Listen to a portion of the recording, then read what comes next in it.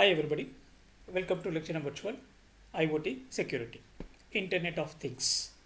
So in this lecture, we are going to cover 6 different topics: IoT definition, components of an IoT system, IoT security and privacy requirements, IoT security framework, IoT liability, IoT security tools. So these are the 6 major topics that we are going to cover in this particular lecture. Now, so far we are connecting computers to the internet, then we connected laptops, then tabs, then mobile phones. So these are the things that we connected. But now we can connect anything. Okay, for example, so you can connect your television, your car, your refrigerator, your fan, your air conditioners. So all the objects are connected with the internet. So this is called Internet of Things. So it is estimated around 50 billion smart objects will be available by the end of 2020.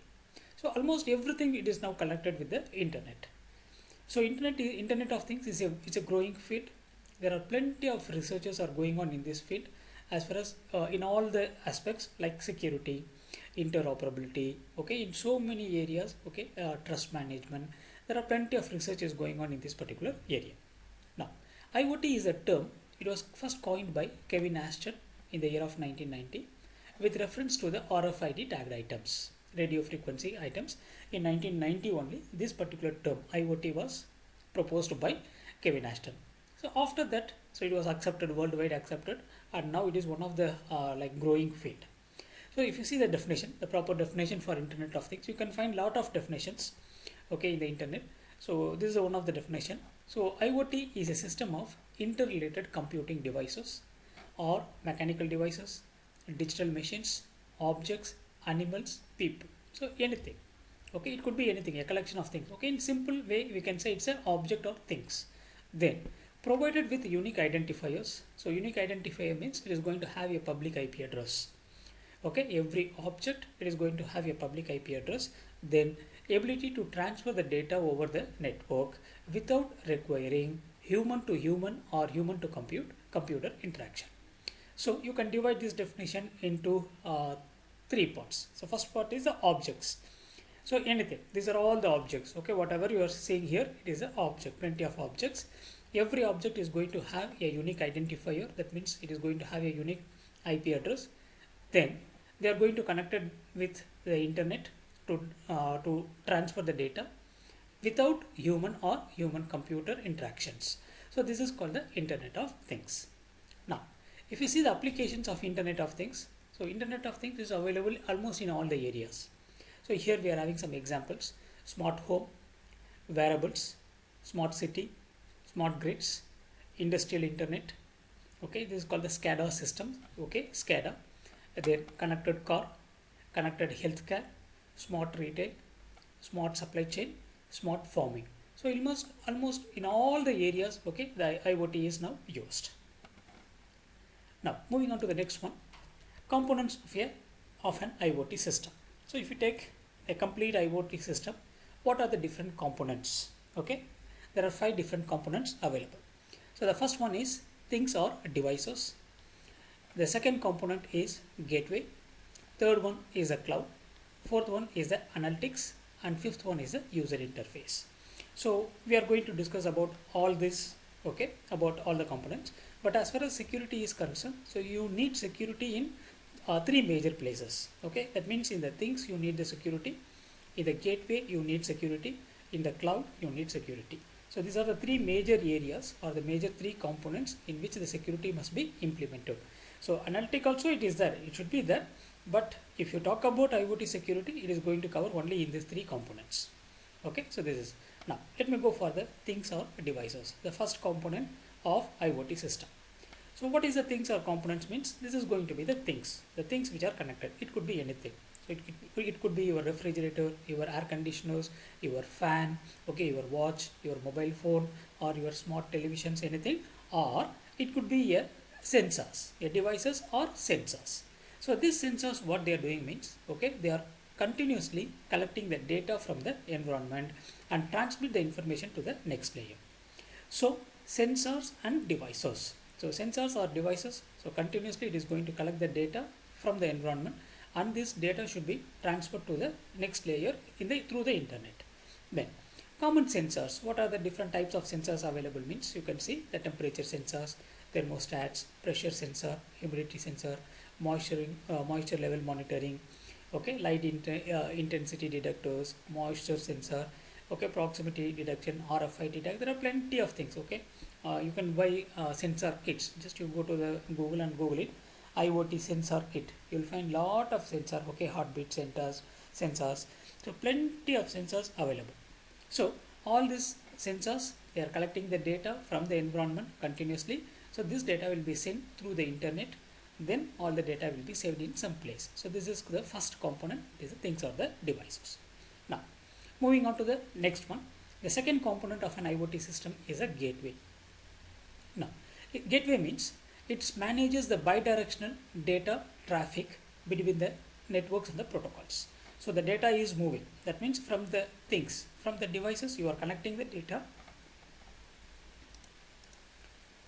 The collected data should be stored in some place. Okay, that means the cloud. So all the data should go through the gateway only. So it is a bidirectional. A gateway manages the bidirectional data traffic between the network and the protocols. Then the gateway also translates different network protocols and make sure the interoperability of the connected devices and the sensors. So interoperability is a major concept if you are going for the IoT. So what does that means? Different types of sensors will be used. Okay, different types of devices will be used. So they have to communicate with each other. So there should be an interoperability. Interoperability is needed. There are so many interoperability types also available. So that is not covered here, okay, because we are just focusing on the security only. So interoperability will be taken care by the gateway. Then performs pre-processing of the collected data from thousands of sensors locally before transmitting it to the next stage. So it is going to do some pre-processing. So it depends upon the application. Okay, whatever the IoT application. So based on that, the gateway is going to do some pre-processing of the data. So once if it is pre-processed, then the data will be transferred to the next stage. So the next stage is going to be the cloud stage. Now I'm going for the next component. The third component is going to be the cloud. So generally cloud is used to store massive amount of data. Okay, a huge volume of data. Okay, you can store it in the cloud. So Internet of Things create massive data from the devices, applications and users, which has to be managed in an effective way. So we have to manage it in a very effective way. So IoT Cloud offers tools to collect the data, to process the data, to manage the data and to store the huge amount of data in the real time. Cloud is a sophisticated high performance network of servers optimized to perform the high speed data processing of billions of devices, traffic management and deliver accurate analytics. So what is the main concept here means whatever the data collected, means IoT devices or the sensor, it is going to produce huge volume of data. Okay, because every second it is collecting the data. So that data should be stored. Okay, huge volume of data will be generated. So this should be stored means only the cloud will be the efficient way. So all the data should be moved in the cloud. Now the fourth component is the analytics. So analytics is a different area, data analytics. So in this area, so what they are going to do means whatever the data collected by using the sensors, that means the first component. So all this data will be stored in the cloud. From the cloud, it will be accessed by some analytic tools. Okay, there are plenty of tools available. So using the analytical tools, okay, they are going to analyze the data to find what is the trend. Okay, so it will be used for the business purpose. They can predict what will be the future. Okay, what is the current situation. So everything, some statistical analysis will be done. Okay, to predict the data. That means data interpretation. Okay, that is called the analytics concept. So it's a process of converting the analog data from billions of smart devices and sensors into useful insights, which can be interpreted and useful for the detailed analysis. Smart analysis solutions are inevitable for the IoT systems for management and the improvement of the entire system. So the massive collected data from IoT devices may carefully analyzed to predict the trends in the market and to plan ahead for the successful implementation. So data analytics is a different area, completely a different area. People are now working on data analytics. There are plenty of tools available for the data analytics concepts. Then user interface. So user interface, it is the screen or where the user can interact with the IoT system. Okay, so user interface or visible, tangible part of the IoT system which can be accessible by the users. So designers will have to make sure a well-designed user interface for minimum effort for the user and encourage more interactions. So the user interface should be more comfortable, it should be very easy, and it should be accessed by the users in a very simple way. So these are the 5 different components. Just to recap the 5 components: first one is the things or the devices, second one is a gateway, third is a cloud, the fourth one is analytics, and fifth one is a user interface. So these are the various components of an IoT system. The next topic is IoT security and privacy requirements defined by ITU-T. So according to ITU-T, there are 6 different requirements. So they are recommending 6 different security and privacy requirements for IoT systems. So what are they means? The first one is the communication security. Second is a data management security, service provision security. Then the next one is a integration of security policies and techniques, mutual authentication and authorization, security audit. So these are the 6 requirements for an IoT system, so recommended by ITU-T. Now we'll go one by one. Communication security. So what is communication security means? The word itself, it is very clear. So the data should be secured while communicating, while transferring from X to Y.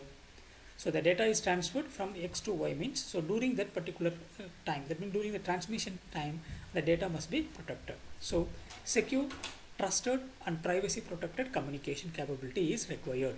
So the communication capability must be 100% secure, it should be trusted, and it should be privacy protected, so that unauthorized access to the content can be prohibited. So that means you can avoid man in the middle attack, you can avoid.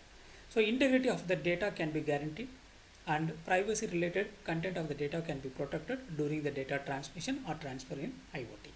So the first thing is going to be the communication security, from sensors to the gateway, sometimes from sensor to sensor. Okay, so wherever the communication takes place, okay, the data should be protected. So that means you have to assure the confidentiality and integrity. So you can use any mechanism, but the confidentiality and integrity of the data collected should be maintained. So this is the communication security.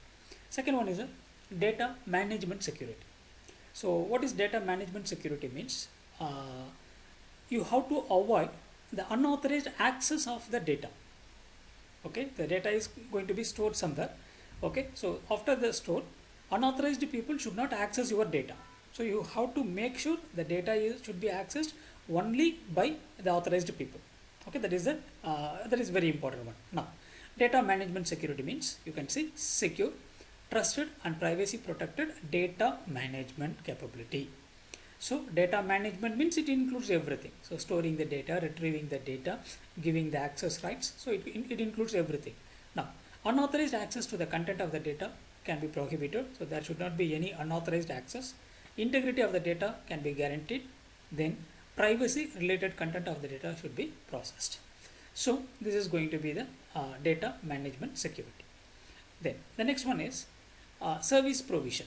So service provision is unauthorized access to the service or the fraudulent services service provision can be prohibited, and privacy information related to the IoT users can be protected. So this is related, okay, unauthorized access to the services. Okay, here it is unauthorized access to the content. So the IoT system is providing lot of services. So only the authorized people must access the service. So unauthorized people should not access the services. So you are going to manage the services provided by the IoT system. So this is the third requirement defined by the ITU-T. Now moving on to the next one, integration of security policies and techniques. So every application, IoT application, it may have its own integration of, it may have its own security policy. So this security policy must be properly implemented in the system. Okay, so the ability to integrate different security policies and techniques is required, so as to ensure a consistent security control over the variety of devices and users and user networks in IoT. There, mutual authentication and authorization. So this is related to the authentication of the users and also the devices. Okay, both it is included. So before a device can access the IoT, so mutual authentication and authorization between the device and the IoT is required to be performed according to the defined security policy. So there are a lot of authentication protocols available nowadays. Okay, the list, if you just go and Google it, authentication protocols for IoT, there are plenty of authentication protocols available. So next one is a security audit. So audit is, okay, all the events, whatever the events happening in the IoT application should be properly recorded. So this is called the audit, and this audit should be used whenever there is any problem or any intrusion took place or any attacks, means automatically the audit will be checked to find what is the problem. So security audit is required to be supported in the IoT. Any data access or attempt to the access of the IoT applications are required to be fully transparent, traceable and reproducible according to the appropriate regulations and laws. So in particular, IoT is required to support the security audit. So in IoT also, there should be a proper security audit mechanisms for data transmission, for data storage, processing, application access. That means if you take application access, so who access the application, what time, what are the services they used. If you go for the data transmission, means what are the packets sent, okay, how many packets sent, okay, to whom it is sent. So everything should be properly recorded for the security audit purpose. So just to conclude this concept, that means the ITUT requirements. So communication security, data management security, service provision security, integration of security policy and policies and techniques, mutual authentication and authorization, security audit. So these are the 6 different requirements, okay, prescribed or recommended by the ITUT for IoT systems. Now moving on to the next one. The next concept is IoT Security Framework. As far as IoT Security Framework is concerned, so this diagram shows the security environment related to the logical structure of an IoT. IoT model is a simplified version of World Forum of IoT Reference model. So this model consists of, okay, you can see here, there are 4 different levels available. So this is level 1, level 2, level 3, level 4. In the previous slides, we discussed about the 5 different components. So the first component is a smart objects or things. The second component is a gateway. Third component is a cloud. So I already told only up to these 3 things we are going to talk about the security. The same thing is available here. You can see the first three components we divided into 4 here. Okay, you can see the smart objects and things. So this is going to be the first one. Then fog network and core network. This is used for the communication. Okay, that is we are going to say as a gateway. So this is used for the communication. Then data center or cloud. So this is going to be the cloud where the data will be stored. So there are 4 different levels available. So the first level is a smart objects. Second one is a fog network. Then core network and data center or cloud. So these are the 4 different levels. Now, next one. So we are just going to talk about this 4 different levels. Okay, so first level is a smart object or embedded systems, fog or edge network. And then the next one is a core network and data center. Okay, so let us go in the reverse order. I'll start from the 4th one. The 4th level, which is going to be the data center or the cloud. We already discussed about this. So here the data will be stored. The data will be collected from the different sensors or the smart objects through the gateway, and the data will be stored here. So in cloud, we are going to have the data management tools. There are a lot of management tools available. So it is going to access controlling tools, okay, data storage, effective storage tools. So all these things available in the data center or the cloud. So this level contains the application, data storage and network management platforms. So it does not introduce any new security issues at this level, and other than necessity of the dealing with a huge number of individual endpoints. Actually, this is in general, if you want me to say, it is going to be cloud security, but the data is collected from the IoT devices. Okay, so the IoT devices collecting the data is stored in the cloud. So we are going to give security for the data which is collected from the IoT. So this is generally dealing with the cloud security. Then core network. So this provides a path. So it is moving the data. So moving the data from the IoT devices or the components or the sensors to the cloud. So the data path between the network center platforms to the IoT devices. So security issues here are those confronted in the traditional core networks. So the vast number of endpoints to interact with and manage creates a substantial security burden. So here lot of security issues will come. Okay, because the hackers or the attackers are going to wait. Okay, they are going to wait only in this particular point. So wherever the data movement, data transmission is there, so they are going to enjoy. The attacker is going to ready to attack that. So here we need lot of security mechanism should be implemented. So whatever the security mechanism we are following in the ordinary network, the conventional network, we can use it here. But for IoT devices, we are having some separate security mechanisms also available. Now I'm moving on to the next layer, which is the fog or edge. So this level is concerned with the wired or wireless interaction in the IoT devices. So here the key issue, what is the key issues means, is a wide variety of network technologies. Okay, we already discussed about this interoperability. So there will be lot of variety of network technologies will be available, protocols available. So the major issues going to be here is going to be the interoperability issues. And also one more thing here, very important one, a pre-processing will be done here. Okay, so in the fog or the edge networks, okay, a pre-processing of data will be done. A minimum data processing will be done in this particular level. Then smart objects or embedded things. So this is going to be the physical layer where all the physical devices, sensors, actuators, everything will be available. So here it is going to generate the data, okay, and it is collecting the data from the environment. So all the data should be sent to the next level. So here, what is the security means? Here the main thing is, okay, unauthorized access, physical security, privacy. Okay, there are a lot of security eavesdropping. So there are a lot of security issues will be arising. So you can solve all this problem with the different techniques. So we are going to discuss about it. IoT security mechanisms we are going to discuss in the next topic. So here lot of issues, security issues may arise. Okay, like unauthorized access, eavesdropping, okay, breaking the devices. So plenty of issues may arise here. So these are the 4 different levels available. Okay, the 4 different levels available, which are the here. So 4 levels available. The first level is the data center. Second one is a core network, then fog network, and then smart objects. Okay, now within these 4 levels, okay, the 4 general security capabilities that span multiple levels are. So we are going to have some security capabilities. What are the security capabilities means, or we can say it is a like security mechanisms. Okay, there are 4 different security mechanisms available. So role based security, then anti-tamper and detection, data protection and confidentiality, then IP protection.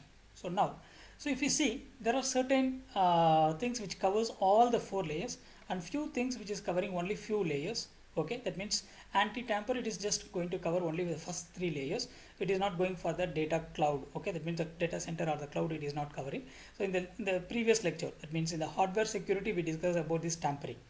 So tampering means breaking the physical device. So anti-tampering mechanisms available. Okay, lot of anti-tampering mechanism like one-way screw, okay, or just painting, okay, putting some labels on that. So these are all anti-tampering mechanisms. So we are going to discuss about it. So only anti-tamper, it is going to have cover only the first 3 layers. That means smart object, fog, and core. But the other three, it is going to cover all the 4 layers. Now I'm going for the security capabilities. The first one is a role-based security, then anti-tamper and detection, data protection and confidentiality, internet protocol protection.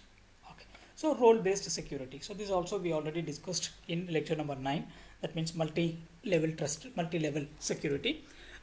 So here, depending upon the roles, the access rights will be given. So what is your role? Okay, for example, I am the system administrator. Okay, the administrator is going to have the complete set of roles. Okay, next level. So based on their role, okay, the rights will be given. RBAC, role based access control system, assign rights, access right to the roles instead of the individual users. So we are not going to see who is that, but we are going to see what is your role. So in turn, users are assigned to different roles, either statically or dynamically, according to the responsibilities. So based on the responsibilities, okay, the roles will be assigned or the access rights will be given. Then Anti-tamper reduction means so any physical damage to the devices. Okay, so function is particularly important at the device and fog network levels, but also extended to the core network level. All these levels may involve the components that are physical outside the area of the enterprise and that is protected by the physical security measures. So this is mainly deals with the physical security. So the devices which are kept outside. Okay, because if you see many of the IoT devices, that means objects or sensors, it will be outside, okay, in the environment only, like for collecting the data. So there are a lot of chances available for the physical damage. So tampering chances is very high. So we have to protect it from the tampering or destruction. Okay, so almost it is related to the physical security measures. Then data protection and confidentiality, that is the third one. So this is extend to the all level of architecture. That means all the 4 levels we are going to have the data protection. So data protection and confidentiality means like encryption, okay, integrity of the message, and then access rights. Okay, so these are the things. It is going to be in all the levels. Then IP protocol, that means internet protocol protection. So this is protecting the data in the transmission during the movement. Okay, while the data is transferred from one component to another component, the data must be protected. So there are 4 levels available. In the 4 levels, we are having 4 different security capabilities with the different levels available.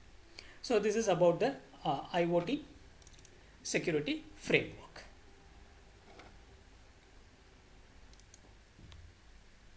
IoT liability. So as far as liability is concerned, so this is the security flaws of the IoT and the ability to perform certain tasks open the door to any associated liability. That means almost the IoT devices are open. Okay, it can be open to access. That means it will be available in the environment for collecting the data. So it is having lot of chances to have vulnerability. So we'll see what are the things. The 3 main areas of concerns are device malfunction, attacks, and data theft. So these are the 3 different possibilities available for the IoT devices.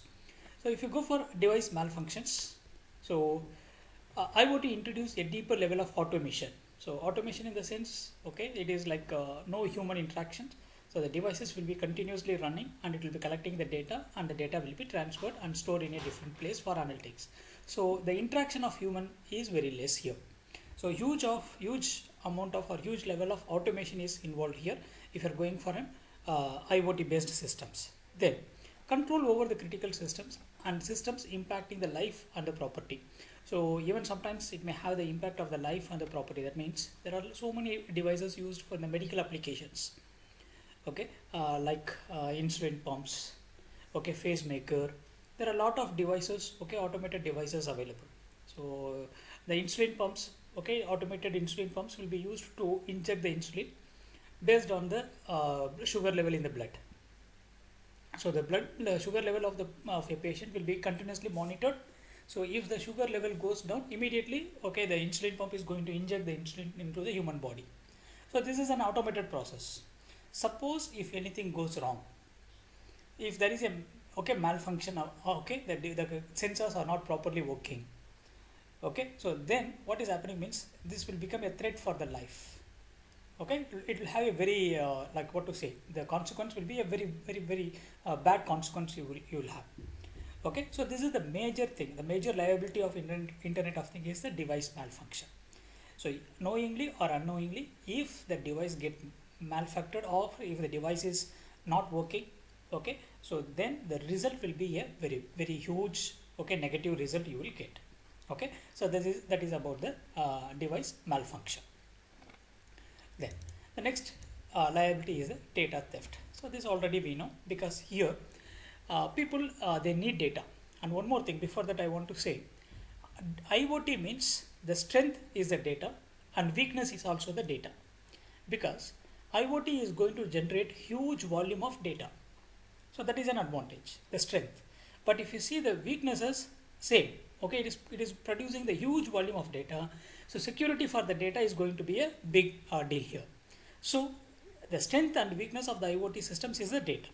Then the individuals have a number of reasons for the interest. Okay, people are interested in the data. Okay, so data means it is going to be everything. Okay, it is a business, marketing, advertisement. Okay, so people they need the data of others. So identity theft, framing the individuals for crime, okay, stalking, okay. So these are all different threats available for the data. As much as data is concerned, there are huge amount of threats available. Then cyber attacks. So cyber attacks means, so we already discussed, if you are having a private network which is not connected with the internet, means you are 100% safe and secure. So even you don't need to have any security mechanism other than controlling the internal people. Once if your network or if your system is connected with the public network, okay, that means if you are connecting with the internet, means the problem starts. So the attackers are waiting in the public network and they are trying to enter into your networks. So the same concept. So here if you go for Internet of Things, so internet, so here the things will be connected with the internet. So automatically it gives a lot of chances, okay, for the attacks. Okay, in any way. Okay, in any way, so the attackers are going to wait and they are going to ready to enter into your network. So these are the three different liabilities. So the first liability is a device malfunction. Second is a data theft, and third one is the cyber attacks.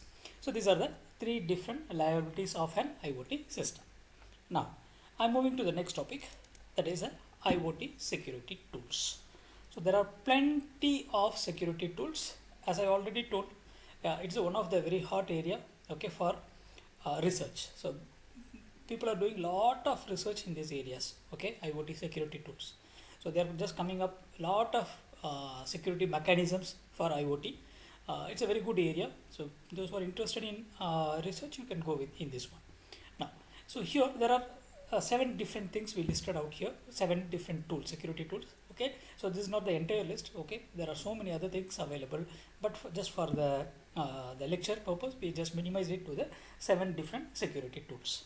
So the first tool is the encryption. Second one is the password protection. Third is a two-factor authentication. Fourth one is the embedded security software blocks. Then data erasure. Then PKI, hardware crypto processor. So these are the 7 different security tools which are used for the IoT. Now I'm going for the first one. The first one is the encryption. So we already talk about this in lecture number 2, 3, 4, encryption. So we know about the types of encryption, symmetric encryption, asymmetric encryption, all these things. But as far as IoT encryption is concerned, the very important thing, you cannot use, okay, the algorithms which we talk, okay, which we discussed in lecture number 2, 3, 4, 5, because IoT devices are limited in resource. That means the memory is very less, the processing speed is very less. So based on this, okay, you cannot use any of the encryption algorithm, okay, or cryptographic algorithm, we cannot use it directly in a IoT systems. So we need to design some encryption algorithms or cryptographic algorithms which are very light. So that is called lightweight cryptographic system. So this algorithms, it will run only on the IoT devices. So with lot of constraints, okay, resource constraints, okay. As I already told, the 3 different resource constraints is, first one is the memory, second one is the processing speed, okay, memory, processing speed, and also the battery, okay, that means the power or the battery constraints. So based on all these constraints only, okay, we have to frame, okay, we have to write or we have to create the encryption algorithms. Okay, now lightweight cryptography, LWC, a cryptographic algorithm for the protocol or the protocol tailored for the implementation in constrained environment. So this is I already told. So there are a lot of constraints available here. So based on the constraints, okay, including the RFID tags or sensors, okay, or contact like smart cards, healthcare devices, anything in any IoT device, if you want to implement encryption, means you have to go for the lightweight cryptography only. Okay, because there are resource constraints available. Now lightweight primitives are superior to the conventional cryptographic ones, and we are currently used in the internet security protocols, example IPsec, TLS. So there are some protocols, okay, like IPsec, TLS protocols are directly used, but some protocols it is used as a lightweight protocols only it is used. So lightweight cryptography also delivers adequate security and does not always exploit the security efficiency. It is also providing lightweight, also it is providing proper security, but still I cannot say it is completely saturated, the field is saturated. Still people are working and find it. So now you can find it here. So there will be some sensors. So encryption process is going on. Whatever the data transferred, the data will be encrypted. Attacker is trying to capture the data, is doing the eavesdropping, but he cannot read it because it is an encrypted one. So what type of encryption means? It is a lightweight encryption or lightweight cryptography concept will be used here. So the first security tool, it is a encryption. So lightweight cryptographic tools will be used. Now I'm going for the second one. The second security tool is a password protection. So about password protection, we already discussed so much of things. User authentication. So that same concept we are going to implement in the IoT also. So password based authentication starts to look less attractive as a security solution for IoT devices. Two reasons. So it's less attractive. What is the two reasons means? Passwords do not work well on the dumb devices. Then the lack of power to process or store the passwords. The storage, the main thing is a resource constraint. As far as IoT is concerned, you take any tools. There are 7 tools we are discussing. All the 7 tools, it is going to talk about the resource constraint. So passwords is not very well accepted for the IoT devices. So because the passwords do not work well on the dumb devices, and the lack of the power on the processing to store the passwords. So passwords used, but it is poor accepted. So passwords are the poor means of automated authentication. So entering a password generally requires a human being to do. So here, as far as IoT systems are concerned, we are going for like automatic systems. So there will be less human interaction. So mostly machine to machine interaction will be available. Device to device, machine to machine. It will be used. So here less human interaction. But if you go for password, human being should enter the password. So that's why it is not accepted very well in the IoT. So password protection is accepted in a very low level only. This is. Now moving on to the next one is a two-factor authentication. So two-factor authentication referred as the 2 steps of verification. So there will be 2 steps. Only just if you enter username and password, it is not enough. So you are going for one more step also. Yes, two-step verification will be done. So it is a security process in which the user provides 2 authentication factors to verify they are who they say they are. So in order to prove the user, they have to go for 2 steps. They have to prove themselves in the 2 steps. So two-factor authentication can be contrasted with the single-factor authentication, a security process in which the user provides only one factor, typically a password. But when you go for a two-factor authentication, so it provides an additional layer of security and makes it harder for the attackers to gain access. So in a two-factor authentication, you will have additional of one layer. So two-factor authentication has long been used as a control the access sensitive systems and data, and to prevent the users data for being accessed by the attackers. So what I want to conclude in this slide, two-factor authentication is accepted in the IoT devices. So in which there are 2 different layers will be available. So the user has to prove himself in 2 different levels. That is called two-factor authentication. Now I'm going for the next one. The fourth one is a embedded security software blocks. So this is one of the security tools which is used for the IoT devices. In the embedded security software blocks, a tamper-proof chip is available. You can see. So this is a chip. That means we can say it is a firmware. So in which few programs are written. So a tamper-proof chip available in different size, design and embedded in the mobile devices.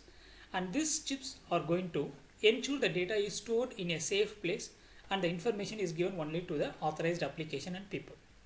So it is going to make sure the information is available. It is going to make sure the data is available in a safe place and it is accessed only by the authenticated or authorized applications and people. So it is like a personal ID for the end user and for the devices itself. So we are having an example here. What does that mean? This is a device, the IoT device. So here the IoT device is going to load some OS, some operating system it is going to run, or some software it is going to run. So the software image is available here. So it is taking the hash value. Then it is going to be signed. Signed means by using the private key, it is going to be signed. So this is the signature. Now the signature is moving.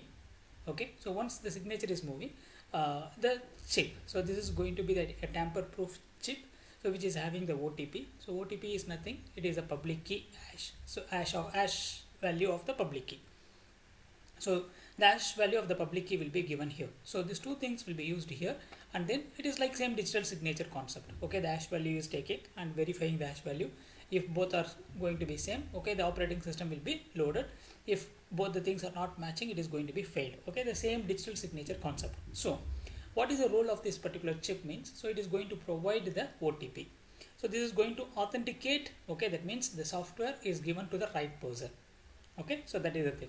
So this is just an example. Okay, but the chip can be used, the tamper proof chip can be used for different activities. Okay, not only for loading the iOS, even for the authentications it will be used. Okay, for confidentiality purpose it will be used. So for so many purposes, okay, it will be used. Okay, so this is about the embedded security software blocks. Now moving on to the next tool. So the next tool is a data erasure. So here sometimes it is referred as data clearing or data wiping out. So erasure means like cleaning the things, just cleaning the things. Okay, it is software based for overwriting the data that aims to completely destroy all electronic data residing on a hard disk drive or other digital media by using the zeros and ones. Okay, and overwrite the data into the all sectors of the device. Actually, this is one of the technique to delete the data. Okay, you might have studied about this in the for forensic investigation. So they will use this. So if you want to delete your data completely, you have to write it, okay, many times with zeros and ones. Otherwise, okay, forensic investigator, they can take your data. Okay, so this is the concept. So by overwriting the data on the storage device, the data is rendered unrecoverable and achieves data sanitization. So your data will be completely deleted. Just if you click a delete button, okay, it doesn't mean the data is deleted. So there are plenty of tools available to recover the data. So if you want to delete the data completely means, okay, you have to write it many times with zeros and ones, overwriting. So ideally, software designed for the data erasure should allow for the selection of a particular specific standard based on the unique needs. Okay, there are tools available. Okay, data erasure tools available.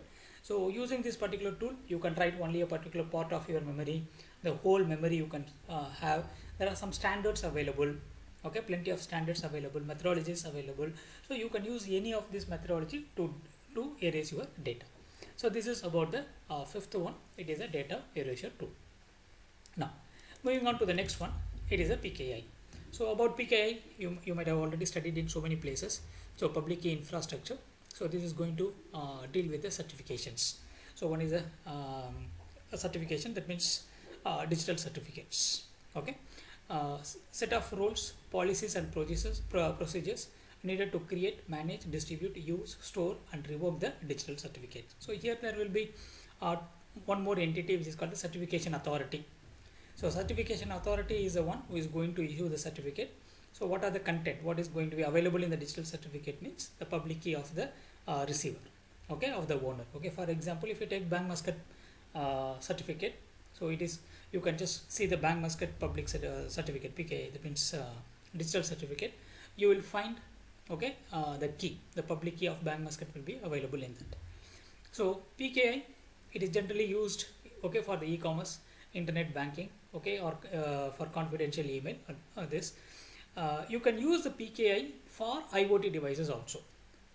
So IoT devices can also have the digital certificate. You can see the devices here.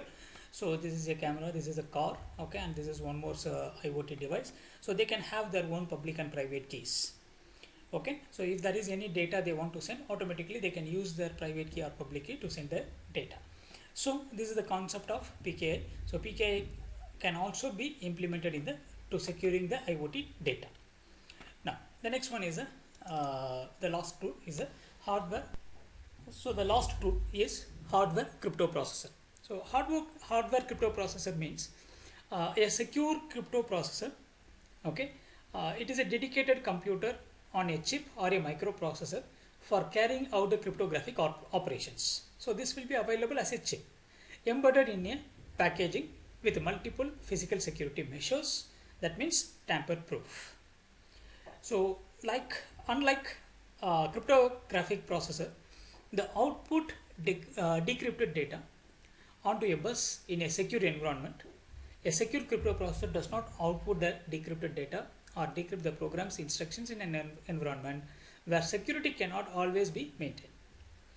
Okay, so the purpose of this secure crypto processor is to act as the keystone of a security subsystems, eliminating the need to protect the rest of the subsystems, which is the physical security measures. So this is going to be like it is going to work only in a particular limit. Okay, so it cannot be extended for the entire system. So it can be work in a particular part of the system. Okay, so this is about the hardware crypto processor. So with this, we are finishing this lecture. So thank you very much. Keep watching.